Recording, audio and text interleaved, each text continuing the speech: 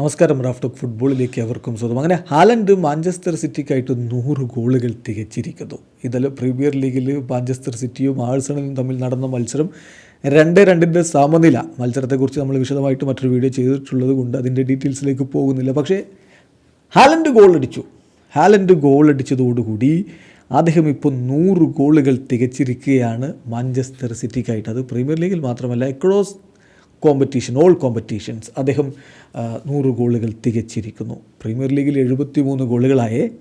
Premier ലീഗിൽ ഗോളടിക്കാൻ ഹാലൻഡിനെ കൊണ്ടാവില്ല എന്ന് അദ്ദേഹത്തെ സൈൻ ചെയ്ത ഘട്ടത്തിൽ പലരും പറഞ്ഞിരുന്നു.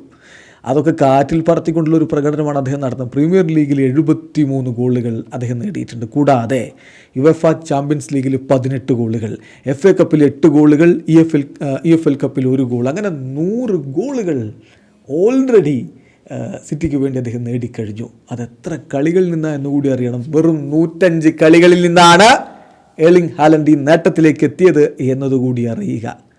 ഗോൾ മെഷീൻ നമ്മളെ അമ്പരിപ്പിച്ചുകൊണ്ട് മുന്നോട്ട് പോയിക്കൊണ്ടിരിക്കുന്നു. ഇപ്പോൾ പ്രീമിയർ ലീഗിൽ ഓൾറെഡി അദ്ദേഹം 10 ഗോളുകൾ അടിച്ചു കഴിഞ്ഞു ഈ ഒറ്റ സീസണിൽ.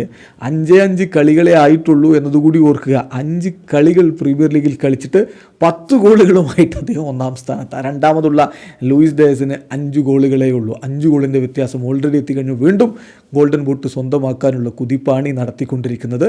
നമ്മൾ കാണുന്നത് ഫുട്ബോൾ ലോകം കണ്ട എക്കാലത്തെയും മികച്ച സ്ട്രൈക്കർമാരിൽ ഒരാളെയാണ്. വീഡിയോ അവസാനിക്കുന്നു. ഫുട്ബോൾ ലോകത്തെ കൂടുതൽ വിശേഷങ്ങളുമായി റാഫ് ടോക്സ് എത്താം.